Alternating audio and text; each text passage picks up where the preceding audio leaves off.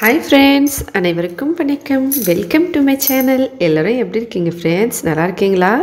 நம்ம சேனல்ல இன்னைக்கு என்ன பார்க்க போறோம் அப்படினு பாத்தீங்கன்னா ரொம்பவே ஈஸியா வாழைப்பூவை எப்படி சுத்தம் செய்யறது அப்படினு சொல்லி பார்க்கலாம்.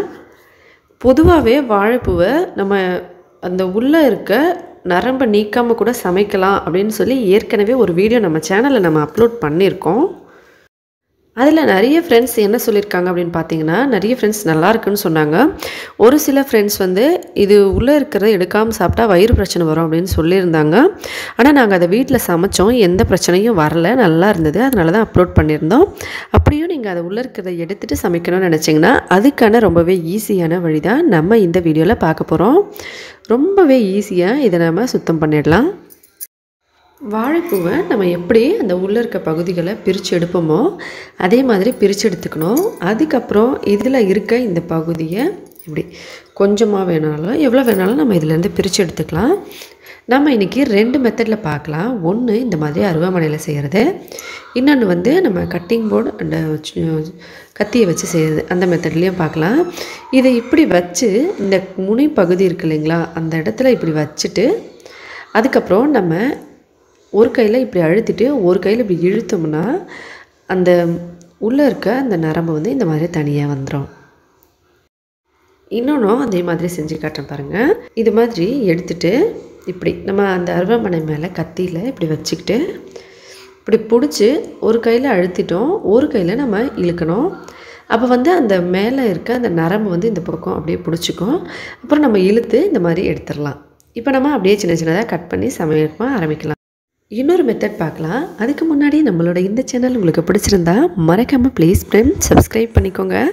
அதோட பக்கத்தில் இருக்க பெல் பட்டனையும் ப்ரெஸ் பண்ணிக்கோங்க. இதனால் நம்ம எப்போ புதுசாக வீடியோஸ் அப்லோட் பண்ணாலும் உடனே உங்களுக்கு ஒரு நோட்டிஃபிகேஷன் வந்துடும்.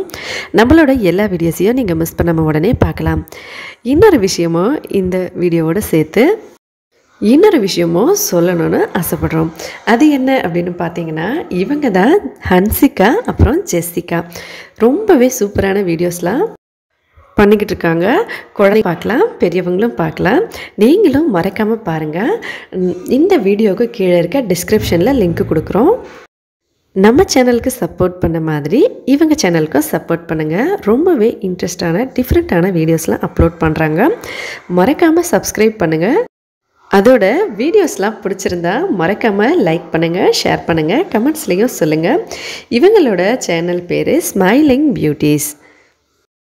இவங்களோட சேனல் பேர் போலவே இவங்களும் ஸ்மைலிங்காகவும் பியூட்டியாகவும் இருப்பாங்க.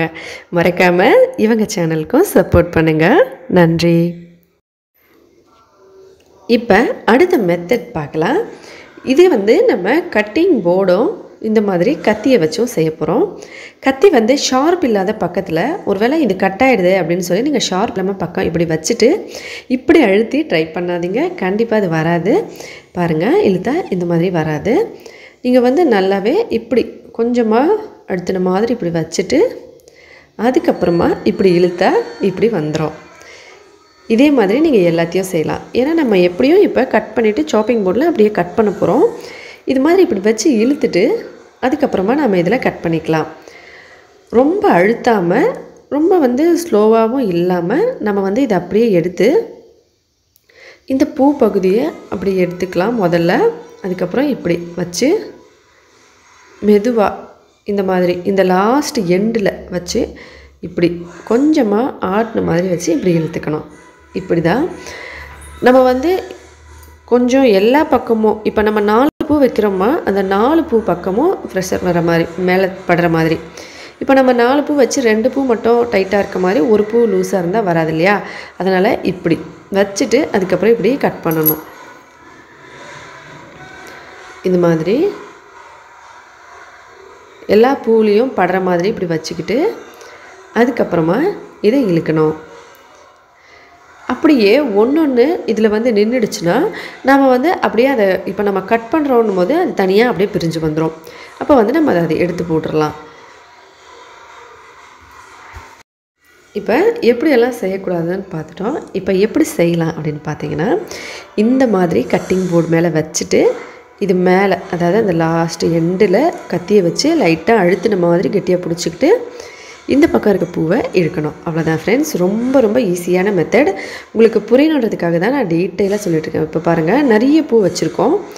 இந்த மாதிரி பிடிச்சி இப்படி இந்த லாஸ்ட் எண்டில் வச்சு இப்படி லைட்டாக இப்படி பிடிச்சி இப்படி இழுத்தோம்னா வந்துடும். இப்போ இந்த பூ மட்டும் அதில் இருக்குது, அதனால் நம்ம அதை கீழே வச்சுட்டு இந்த பக்கம் ப்ரெஷர் கொடுத்த மாதிரி பிடிச்சி இப்படி இழுத்துடணும்.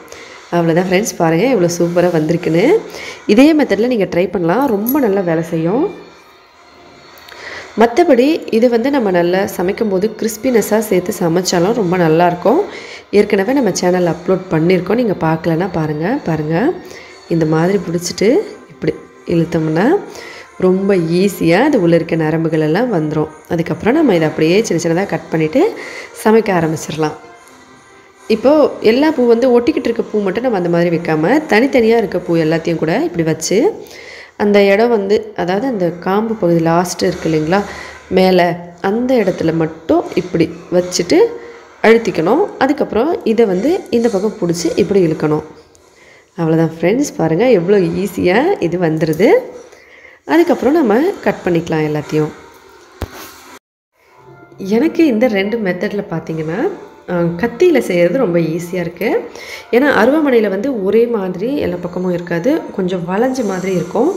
அதனால் நம்ம வைக்கும்போது இந்த மாதிரி ஒரு இடத்துல வந்து கொஞ்சம் நம்ம வந்து அழுத்தி பிடிச்சி, அதாவது ப்ரெஷர் கொடுத்த மாதிரியும் ஒரு இடத்துல ப்ரெஷர் இல்லாத மாதிரியும் தெரியுது. அதோட வளைவாக இருக்கிறதுனால நம்ம எந்த இடத்துல பிடிச்சிட்டு கரெக்டாக இழுக்கிறோன்னு சரியாக தெரியல. அதனால் நம்ம இந்த 2 மெத்தடில் இப்படி 2 மெத்தட்லேயும் செய்யலாம். ஆனால் இதில் கத்தியில் செய்கிறது ரொம்ப ஈஸி. உங்களுக்கும் இந்த 2 மெத்தடில் எந்த மெத்தட் பிடிச்சிருக்குன்னு மறக்காமல் கமெண்ட்ஸில் சொல்லுங்கள் ஃப்ரெண்ட்ஸ்.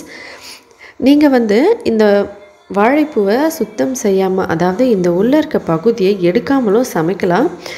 எந்த ப்ராப்ளம்ஸும் வராது. அதை வந்து நல்லா வேக வைக்கணும், அதுக்கப்புறம் சமைக்கணும். அது வந்து சரியாக வேகாது ரொம்ப சீக்கிரமாக, அதனால தான் அதை வந்து எடுத்துகிட்டு சமைக்கிறோம். மற்றபடி இதை அப்படியேவும் சமைக்கலாம். நம்ம சேனலில் வந்து நீங்கள் செக் பண்ணி பார்த்தீங்கன்னா தெரியும், வாழைப்பூ வந்து எப்படி ரொம்ப ஈஸியாக சமைக்கிறதுன்னு சொல்லி ஏற்கனவே வீடியோ பண்ணியிருக்கோம். நீங்கள் பார்க்கலன்னா மறக்காமல் செக் பண்ணி பாருங்கள். அதில் வந்து ஒரு பக்கோடா மாதிரி ஒன்று செஞ்சுருப்போம். அது வந்து நல்ல மொறுன்னு வெந்திருக்கும். உடச்சா அப்படி உடையிற மாதிரி இருக்கும். அதனால தான் அது வந்து எந்த சைடு எஃபெக்ட்ஸும் வரலை. நாங்கள் அதை அடிக்கடி செஞ்சு சாப்பிட்ருக்கோம். எந்த சைடு எஃபெக்ட்ஸும் இல்லை. நீங்களும் ட்ரை பண்ணி பார்த்துட்டு சொல்லுங்கள். இந்த வீடியோவில் உங்களுக்கு இந்த 2 மெத்தடில் எது பிடிச்சிருந்ததுன்னு சொல்லுங்கள். வீடியோ பிடிச்சிருந்தா லைக், ஷேர் பண்ணுங்கள். மறக்காமல் நம்ம சேனலை சப்ஸ்கிரைப் பண்ணிக்கோங்க. ஹெல்த்தியாக சாப்பிட்டு சந்தோஷமாக இருங்க, சேஃபாகவும் இருங்க. நன்றி, வணக்கம்.